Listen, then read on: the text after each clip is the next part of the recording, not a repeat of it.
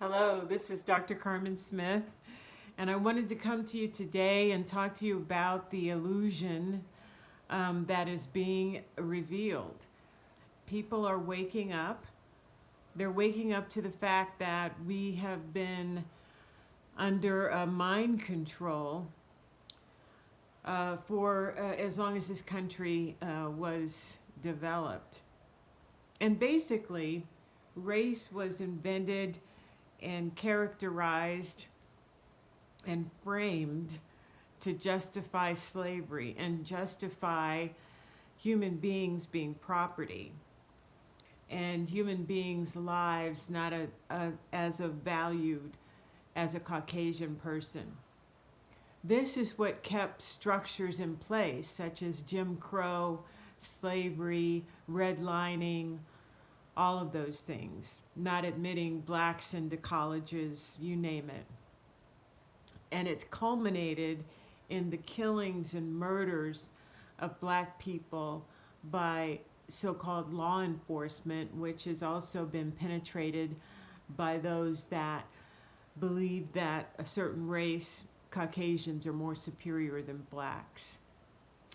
And I've talked about the training of officers for years, how slanted and how it taps into that hate that's already been cultivated for many years in the school system and in the media. But right now, people are waking up to the fact that these constructs, these mind control, these framings of race are no longer valid, they're dangerous.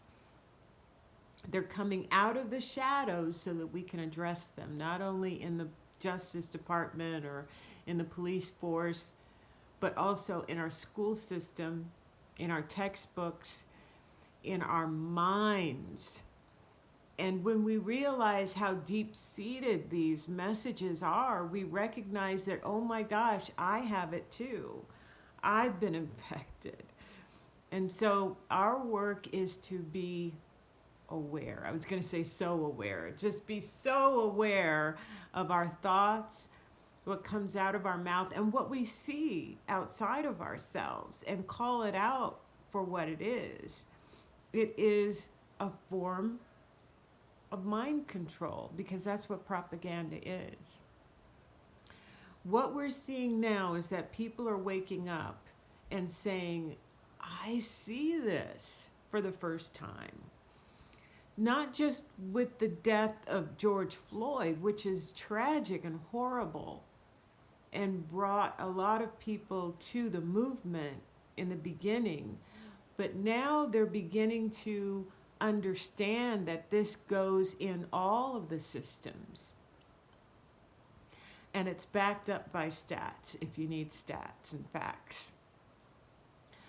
But I'm just so excited to be alive during this time where we feel more empowered and more awake and aware to call the television station and say, that story that you just ran, you need to have a anti-bias department where you can run stories by them, because what you just put on national television or local television was a seed of propaganda villainizing black people.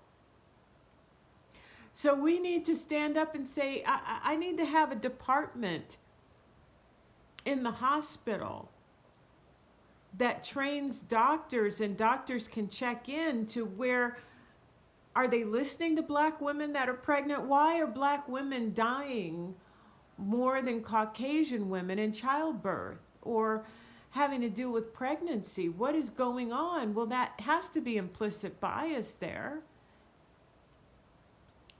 Maybe they're not given enough time. Maybe they're not listened to because they devalue black people. Whatever it is, we need to address it in all areas, as you can see, not just the police department, but also our healthcare system, our healthcare providers, our school system, our education providers. All of those areas need ways that we can address implicit bias before it reaches those that it can harm, which is everybody. People are waking up that this is not a black problem, that this is going to bring this country down. And if you live in this country, then this is your issue. This is about democracy. Also, this is about freedom of speech. When you can see all types of people, all types of races that are going to be injured and killed in this movement because we have lost the right to gather in a peaceful protest, this affects everybody. And this is the central issue that is going to either bring down this country or elevate this country when we address implicit bias in all areas, including ourselves.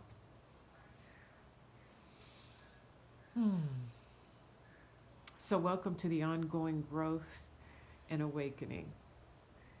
And it's an exciting time to be here on this planet, on this day. Love you.